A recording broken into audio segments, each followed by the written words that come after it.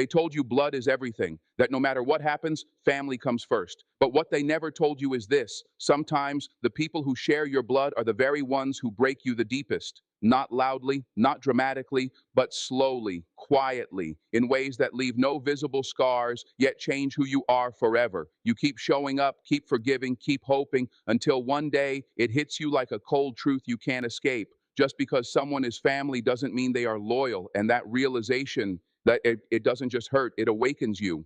From the very beginning, most of us are taught a simple belief: family is everything. It's presented as something sacred, something unbreakable, something that should be protected at all costs. You grow up hearing phrases like, blood is thicker than water, and over time, that idea becomes deeply rooted in your mind. You start to believe that no matter how you're treated, no matter how many times you feel hurt or overlooked, you are supposed to stay, to tolerate, to forgive endlessly, simply because of that shared blood.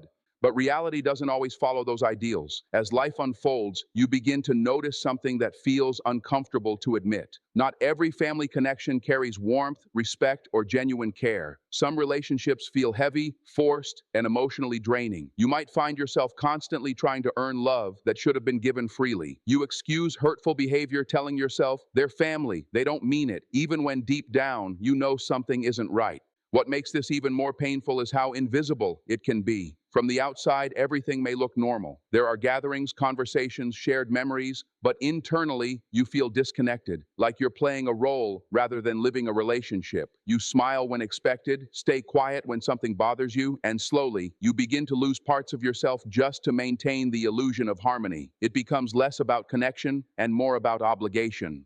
There's also a quiet pressure that comes with it. Society rarely questions family dynamics in a meaningful way. Instead, it encourages endurance. It tells you to be patient, to understand, to sacrifice. And while those values can be beautiful in healthy relationships, they become damaging when they are one-sided. When you are the only one trying, the only one adjusting, the only one holding things together, it stops being love and starts becoming emotional exhaustion.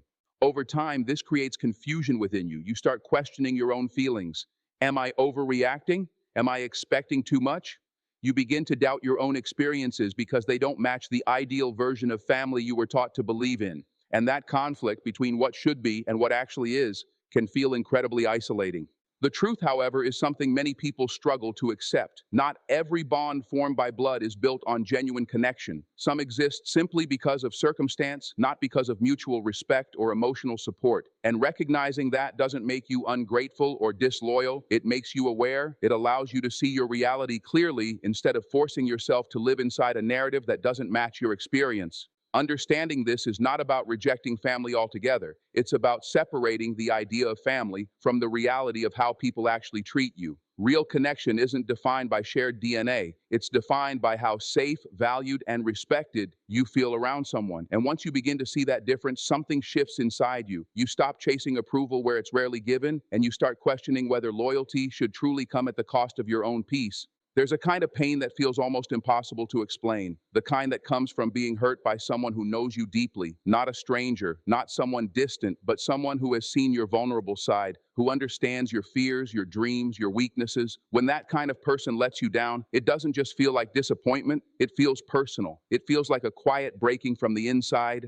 What makes it even harder is that this kind of betrayal rarely looks dramatic. There's no loud confrontation, no clear moment where everything falls apart. Instead, it happens slowly. It shows up in small ways: being ignored when you need support, having your feelings dismissed, being talked about behind your back, or realizing that your presence only matters when it's convenient for them. These moments might seem small on their own, but over time they build into something heavy that you can't ignore. You start to notice patterns. You're always the one reaching out first. You're the one making excuses for their behavior, trying to keep things peaceful, trying not to create conflict. Meanwhile, they continue as if nothing is wrong. That imbalance begins to drain you. You give your time, your energy, your care, but it's rarely returned in the same way. And deep down, you start to feel unimportant, even if no one says it out loud. One of the most confusing parts is the silence. It's not always what they do, it's what they don't do. The moments when they should stand up for you but choose not to. The times when you're struggling and they act like they don't notice. That absence of support can feel louder than any harsh words. It leaves you questioning your place in their life, wondering if you ever truly mattered the way you believed you did.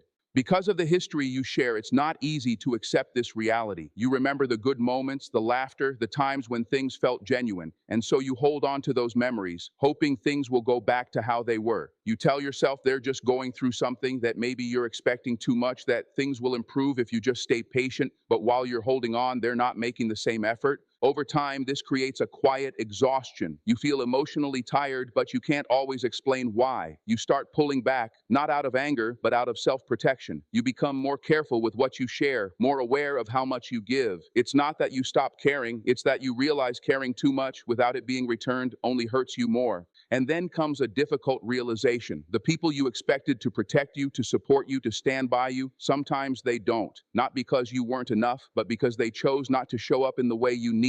Accepting that truth is painful, but it also brings clarity. It helps you understand that loyalty isn't about how long you've known someone or how closely you're related. It's about how consistently they choose to be there for you. Once you see that clearly, something begins to shift. You stop chasing their attention. You stop trying to prove your worth. And instead, you begin to protect your energy, realizing that you deserve relationships where your presence is valued, not taken for granted. For a long time, you may have believed that loyalty comes automatically in certain relationships, that it's something guaranteed, something you don't have to question. You assume that because someone is close to you, because they share your life in some way, they will naturally stand by you, support you, and respect you. It feels like an unspoken agreement, something that doesn't need to be proven. But as life moves forward, that belief begins to crack. You start to notice that not everyone shows up the same way you do. You are present for them, you listen, you care, you make time, even when it's inconvenient. You stand by them in their difficult moments without expecting anything in return. Yet when your turn comes, the same energy isn't there. The support feels distant, inconsistent, or completely absent, and that's when confusion begins to settle in. At first, you try to justify it. You tell yourself that maybe they're busy, maybe they don't realize, maybe you're expecting too much. So you keep giving, you keep showing up, you keep hoping that one day they will match your effort. But the truth slowly reveals itself, not through words, but through repeated actions. And those actions tell a story that's hard to ignore. Loyalty isn't something people owe you, it's something they choose to give or choose to withhold. This realization can feel heavy because it forces you to look at people differently. You start paying attention not to what they say, but to what they consistently do. Anyone can promise support, anyone can speak kindly in comfortable moments, but real loyalty shows itself in the difficult times, the moments when it's not easy to stay, when it requires effort, honesty, and sometimes even sacrifice. You begin to understand that shared history doesn't always mean shared values. Just because someone has been in your life for a long time doesn't mean they truly understand you, respect you, or care for you in the way you deserve. And that can be painful because it challenges everything you once believed about closeness and connection. At the same time, something unexpected happens. As you become more aware, you also begin to notice the people who do show up, the ones who check on you without being asked, the ones who listen without judgment, the ones who stand beside you, not because they have to, but because they genuinely want to. And often these people are not the ones you assumed would be there. They are the ones who choose you freely and consistently. That contrast becomes impossible to ignore. It teaches you that real connection is not about obligation, it's about intention. It's about who chooses to be there when it matters, who respects your boundaries, who values your presence without making you feel like you have to earn it. And once you understand that, your perspective begins to shift. You stop measuring relationships by labels or expectations. Instead, you measure them by effort, by consistency, by honesty. You become more careful with your energy, more selective with your trust, not because you become cold, but because you've learned that your time, your care, and your loyalty are valuable. And in that realization, there is a quiet strength. You no longer feel the need to hold on to connections that don't give back. You begin to accept that loyalty, real loyalty, is never automatic. It is shown, proven, and built over time, and you deserve nothing less than that. There comes a moment in life when you can no longer ignore what you feel. You may have spent a long time making excuses for others, softening the truth to protect the image of the relationship. You tell yourself that things aren't that bad, that you're just being sensitive, that maybe with more patience, everything will fall into place. But deep down, there's a quiet voice that keeps repeating the same message. something isn't right. At first, it's easy to silence that voice. You distract yourself. You focus on the good moments. You remind yourself of everything you've shared. You hold on to memories as proof that the connection still matters. And for a while, that works. It keeps the discomfort away, but over time, reality has a way of becoming louder than denial. The patterns don't change. The effort remains one-sided. The same feelings of disappointment return again and again, no matter how much you try to overlook them.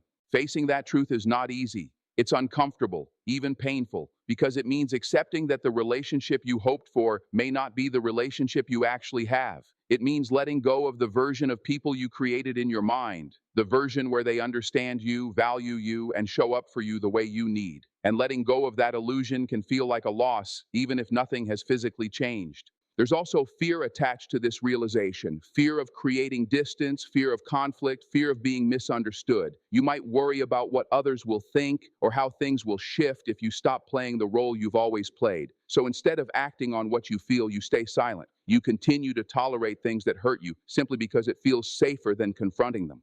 But the longer you ignore your truth, the heavier it becomes. It starts to affect how you see yourself. You begin to question your worth, your expectations, your right to feel the way you do. You shrink parts of yourself to keep the peace, avoiding difficult conversations just to maintain a sense of normalcy. And in doing that, you slowly lose your sense of clarity. Clarity only comes when you allow yourself to be honest, completely, unapologetically honest, not in a way that blames or attacks, but in a way that acknowledges your experience without minimizing it. You start to see things as they are, not as you wish they could be. You recognize patterns instead of isolated moments. You understand that consistent behavior reveals more truth than occasional kindness. This awareness doesn't make you bitter. It makes you grounded. It helps you separate emotion from reality, hope from fact. And once you reach that point, something shifts inside you. You stop chasing explanations that never come. You stop waiting for change that hasn't happened. Instead, you begin to accept what is in front of you, even if it's not what you wanted. That acceptance is powerful. It doesn't mean you stop caring, and it doesn't mean you close your heart. It simply means you stop denying your own experience. You begin to respect your feelings instead of questioning them. You trust your instincts instead of dismissing them. And most importantly, you give yourself permission to see the truth clearly, even when it's difficult. Because in the end, truth is not what breaks you. It's what frees you from holding on to something that was never truly there in the way you needed it to be. At some point, you begin to realize that constantly holding on is costing you more than letting go ever would. For a long time, you may have believed that staying connected, no matter how painful it feels, is the right thing to do. You convince yourself that walking away means giving up, that creating distance means you're being disloyal. So you stay, you tolerate, you carry the weight of a relationship that no longer feels right, hoping that somehow things will change.